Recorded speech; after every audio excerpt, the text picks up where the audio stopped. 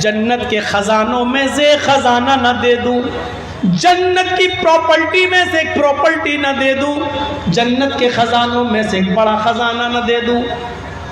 جھاڑو رکھنے کے برابر بھی اگر جگہ مل جائے جنت میں ہمیں اور آپ کو تو سمجھ لو کہ بہت کچھ مل گیا۔ لیکن اللہ کے نبی کہہ رہے ہیں کیا میں تمہیں جنت کے خزانوں میں سے ایک بہت بڑا خزانہ نہ بتا دوں؟ صحابہ نے کہا کیوں نہیں، اے اللہ کے نبی بتاؤ کیا ہے وہ جنت کے خزانوں میں سے بڑا خزانہ؟ اللہ کے نبی فرماتے ہیں قل لا حول ولا قوت الا باللہ۔ یہ کس کو یاد نہیں ہے لا حول ولا قوت الا باللہ؟ فرمایا کہ تم لا حول ولا قوت الا باللہ اڑتے بیٹھتے لیٹتے سوتے جاگتے کھاتے پیتے چلتے پھرتے اسی کو پڑھ لیا کرو، لا حول ولا قوت الا باللہ کہتے رہو۔ یہ جنت کے خزانوں میں سے ایک بہت بڑا خزانہ ہے، یہ جنت کے خزانوں میں سے ایک بہت بڑا خزانہ، جنت کی دولت میں سے ایک بہت بڑی دولت ہے۔ لا حول ولا قوت الا باللہ کس کو یاد نہیں ہے میرے بھائیوں؟ لیکن اس کو پڑھنے کے لیے آپ کو باوضو رہنا پڑے گا، چلتے پھرتے اڑتے بیٹھتے آپ کو لا حول ولا، یہ لا حول ولا قوت الا باللہ کو ہم بہت برا سمجھتے ہیں، کوئی بات نہیں لا حول ولا قوت، ایسا لگتا ہے جیسے یہ دعا نہیں بلکہ بد دعا ہو، حالانکہ یہ دعا ہے۔ حی علی الصلاۃ، آؤ نماز کی طرف، شیطان بہکائے گا تو یہاں کہا جاتا لا حول ولا قوت الا باللہ تاکہ شیطان بہکائے نہیں۔ گدھا جب بہت زور سے چیخ رہا ہو، ڈھیچو کر کے چیخ رہا ہو بہت زور سے، تو گدھے کی آواز سن کے پڑھا جاتا ہے کیا لا حول ولا قوت الا باللہ۔ کتا بھونک رہا ہو تو اس کی آواز سن کے کیا پڑھا جاتا ہے اعوذ باللہ من الشیطان الرجیم۔ لیکن گدھا جب بول رہا ہو تو کیا پڑھا جاتا ہے؟ گدھا جب آواز کر رہا ہو، ڈھینگ رہا ہو، ڈھینگ مار رہا ہو تو لا حول ولا قوت الا باللہ۔ لیکن یہ صرف گدھے کے چیخنے پر ہی نہیں پڑھی جائے گی، بلکہ آپ اس کو پڑھتے رہیے، اٹھ رہے ہیں لا حول ولا قوت الا باللہ، لا حول ولا قوت الا باللہ، لا حول ولا قوت الا باللہ، اٹھتے بیٹھتے لیٹتے سوتے جاگتے کھاتے پیتے چلتے پھرتے لا حول ولا قوت الا باللہ کو اپنا وظیفہ بنا لو۔ یہ کیا ہے؟ جنت کے خزانوں میں سے خزانہ ہے۔ اللہ کے نبی فرماتے ہیں جنت کے خزانوں میں سے خزانہ ہے۔ بہت آسان ہے میرے بھائیوں، لیکن ہم لینے کے لیے تیار ہی نہیں ہیں، ہم کامیاب ہونے کے لیے تیار ہی نہیں ہیں، ہم جنت میں جانے کے لیے تیار ہی نہیں ہیں۔ آج دل چاہتا ہے کہ تمہیں ایک اور جنت میں جانے کا راستہ بتا دوں۔ آؤ سنو، اللہ کے نبی جناب محمد رسول اللہ صلی اللہ علیہ وسلم کے پاس بہت سا مال آیا۔ سنو میرے ساتھیو، یہ واقعہ تھوڑا سا دردناک بھی ہے اور آپ کی آنکھوں میں آنسو بھی لا سکتا ہے، آپ کے کمزور دلوں کو جھنجھوڑ بھی سکتا ہے۔ سنو، اللہ کے نبی صلی اللہ علیہ وسلم کے پاس بہت سا مال آتا ہے۔ ابو عبیدہ ابن الجراح بحرین سے مال لے کر آتے ہیں، ایک عرب ملک ہے بحرین، پہلے سب عربی ملک ایک تھے۔ جب یہ مال آیا، بہت سا مال آیا، اس میں صحابہ کو مال بڑھنا تھا، مال غنیمت صحابہ کو تقسیم ہونا تھا۔ اعلان کر دیا جاتا ہے فجر کی نماز کے بعد اللہ کے نبی اس مال کو لوگوں میں تقسیم کریں گے، تمام لوگوں کو ان کا پورا پورا حق ملے گا۔ حضرت عائشہ نے فرمایا اے اللہ کے نبی کیا آپ کا بھی حصہ ہے؟ آپ نے فرمایا ہاں، اس مال غنیمت میں سب کا حصہ ہے، عائشہ مجھے بھی حصہ ملے گا۔ حضرت عائشہ کہتی ہیں اے اللہ کے نبی 15 دن سے میرے گھر میں چولہا نہیں جلا، 15 دن سے چولہا نہیں جلا، کہیں سے کھجور آ گیا کھا لیا، پانی پی لیے، کھجور و پانی پہ گزارا چلتا رہا۔ امی عائشہ کہتی ہیں اے اللہ کے نبی فجر کی نماز کے بعد جب آپ لوگوں کو ان کا مال تقسیم کریں گے تو آپ کو بھی تو آپ کا حصہ ملے گا۔ فرمایا ہاں مجھے بھی میرا حصہ ملے گا۔ اللہ کے نبی فرماتے عائشہ چولہا سنبھال لو، لکڑیاں رکھ لو، چولہے کی پتائی اتائی کر لو، جو کرنا کر لو، کل ہمارے گھر پہ ہی گوشت پکے گا، کل سالن ہمارے گھر میں بھی بنے گا۔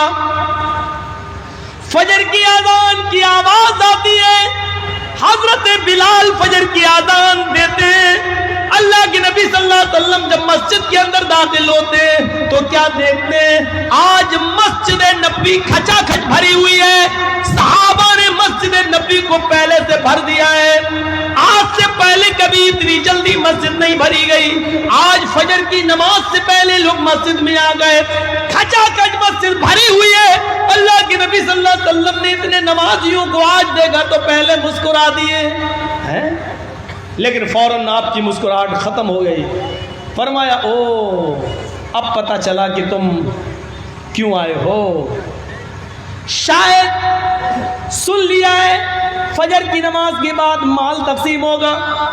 صحابہ ہنسنے لگے. ہاں دل کے کتنے صاف تھے.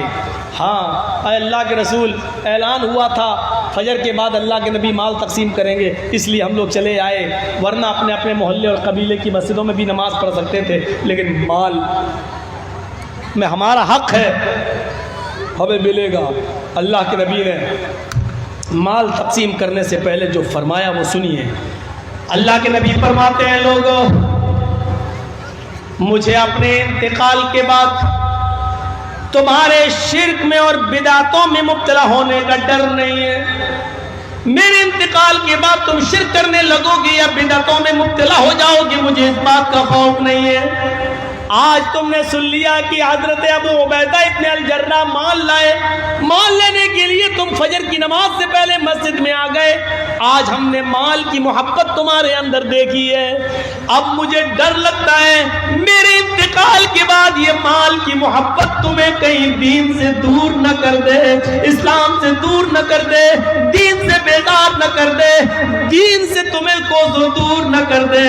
یہ مال کی محبت تمہیں دین سے دور نہ کر دے.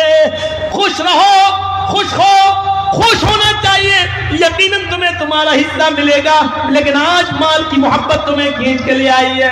مجھے ڈر ہے کہ میرے انتقال کے بعد آنے والے زمانے میں بعد میں آنے والے لوگ کہیں مال کی محبت میں اپنا اسلام نہ خرچ کر دے، اپنا اسلام ختم نہ کر دیں، اپنا دین نہ بھول جائیں.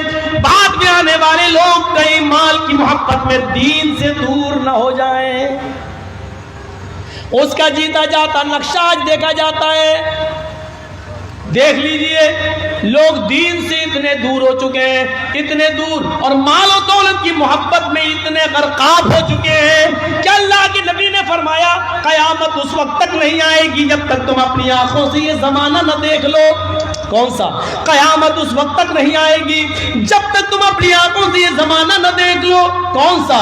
یصبح الرجل مومنا ویمسی کافرا ویمسی مومنا ویصبح کافرا یبیع دینہ بعرض من الدنیا.